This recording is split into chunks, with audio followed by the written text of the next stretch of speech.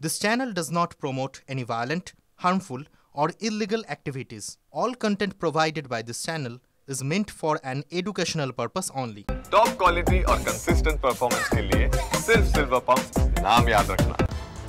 নমস্কার, টিভি9 বাংলায় আপনাদের স্বাগত জানাই। আমি শুভজিৎ রয়েছি আপনাদের সঙ্গে। আর প্রেস কর্নারে এই মুহূর্তে আমরা সবথেকে গুরুত্বপূর্ণ খবর নজরে রাখবো। লেটেস্ট আপডেট আপনাদের জানাবো। 23শে মে, এই 23শে মে রাজা রঘুবংশীকে খুন করা হয়, সে খবর আপনারা পেয়েছেন। আমরা সেই খবরের আপডেট আপনাদের জানাচ্ছি, কিন্তু বেশ কয়েকটা বিষয় রয়েছে পরতে পরতে এই খুনের ঘটনার, এই হত্যাকাণ্ডের, এই হানিমুনে হত্যাকাণ্ডের পরতে পরতে নানা রহস্য। পাহাড়ে ওঠার সময় যাদেরকে সুপারি দেওয়া হয়, সেই সুপারি কিলাররা ক্লান্ত হয়ে পড়ে। রাজাকে সেই সময় খুন করতে তারা অস্বীকার করে। সেই সময় 20 লক্ষ টাকার টোপ দেয় সোনম। সোনমের কথাতেই রাজাকে কুড়ুল দিয়ে আঘাত করে বিশাল। দূর থেকে নজর রাখছিল অপর ধৃত রাকেশ রাজপুত।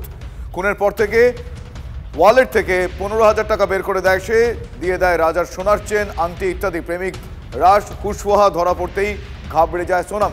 আমার সহকর্মী প্রসেনজিৎ এই মুহূর্তে আমার সঙ্গে রয়েছেন। প্রসেনজিৎ, এখনো পর্যন্ত এই ঘটনার পরতে পরতে রহস্য, কোন কোন বিষয়গুলো এই খুনের ঘটনায় প্রকট হচ্ছে সেগুলো একটু জানতে চাইবো পরপর ক্রনোলজিক্যালি। দেখো, চেরাপুঞ্জির রক্ত এখন রাজার, চেরাপুঞ্জির যে বৃষ্টির জল, সেই জল কিন্তু এখন রাজার রক্তে লাল, এবং গোটা দেশ জানতে চাইছে ঠিক কি ঘটনা ঘটেছিল। একাধিক বিষয় পুলিশ সামনে নিয়ে এসেছে, কিন্তু এখনও বেশ কিছু মিসিং লিঙ্ক রয়েছে, যে কারণেই কিন্তু সোনমকে সেখানে নিয়ে যাওয়া হচ্ছে এবং পুরো ঘটনার পুনর্নির্মাণ করা হবে। যে কথাটা তুমি দর্শকদের বলছিলে, যে প্রাথমিকভাবে পুলিশ যেটা মনে করছে, যাদেরকে নিয়ে আসা হয়েছিল খুন করার জন্য এবং বিয়ের মাত্র 3-4 দিন পর পরিকল্পনা করেই কিন্তু সেই মেঘালয়ে যাওয়া হয়, চেরাপুঞ্জির কাছে সেই জলপ্রপাত, সেইখানে গিয়েই হত্যার পরিকল্পনা করা হয়। এবং যে সময় এই ঘটনাটি ঘটে তার কিছুক্ষণ আগেই কিন্তু খুনিরা কার্যত ক্লান্ত হয়ে পড়েছিল, এবং তারা সেই সময় এই ঘটনাগুলো ঘটাতে অস্বীকার করে। তখন তাদেরকে প্রায় 20 লক্ষ টাকা টোক দিয়েছিল সোনম, এবং এরপরেই কিন্তু সেই টাকার লোভে কার্যত কুড়ুল দিয়ে আঘাত করা হয় রাজাকে, এবং রাজা কার্যত খাদের দিকে তলিয়ে যায়। এবং এই পুরো ঘটনা অপর যে ধৃত, সেই ধৃত কিন্তু দূর থেকে লক্ষ্য রাখছিল, এবং তাকেও কিন্তু সোনার চেন, আংটি যেগুলো রাজার কাছে ছিল, এবং রাজার মানিব্যাগে যে 15,000 টাকা ছিল সেই টাকা দিয়ে দেওয়া হয়। এবং এই পুরো ঘটনা জুড়ে কিন্তু একাধিক রহস্য রয়েছে, এবং একদম যে কোনো থ্রিলারকে এই ঘটনা হার মানাতে পারে। এই কারণেই কি তাহলে ওই তথ্যটা আরো একবার প্রকট হলো যে হানিমুনে যাওয়ার সময় সে তার স্বামী রাজাকে সে বিশেষভাবে অনুরোধ করে যে তার সব গয়না নিয়ে যেতে, অলংকার নিয়ে যেতে, সে নিজেও নিয়ে যায়। তাহলে কি এই ধরনের পেমেন্টের জন্য প্রি প্ল্যান?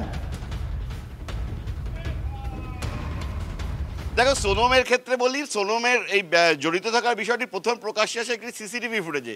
সেই সিসিটিভি ফুটেজে মেঘালয় পুলিশ দেখতে পায় যে এই ধৃতদের সঙ্গে সোনম কথা বলছিল, অর্থাৎ তারা পরিচিত কোথাও না কোথাও, যেখানে দাঁড়িয়ে তারা কথা বলছেন। এবং তারপরেই কিন্তু সন্দেহটা আরও গাঢ় হয়, এবং যে কথাটা তুমি বললে যে কেন সোনাদানা বা যা কিছু ছিল সেগুলো পড়ে যেতে বলা হয়েছিল, এই ধরনের মিসিং লিঙ্কগুলো খুঁজতেই কিন্তু যে কি মোটিভ ছিল, শুধুই কি ত্রিকোণ প্রেম বা প্রেমিকের সঙ্গে ঘর বাঁধবে বলে সদ্য বিবাহিত স্বামীকে মেরে ফেলা হলো, নাকি এর পিছনে অন্য কিছু, সেই কারণেই কিন্তু এই পুনর্নির্মাণ প্রয়োজন। বেশ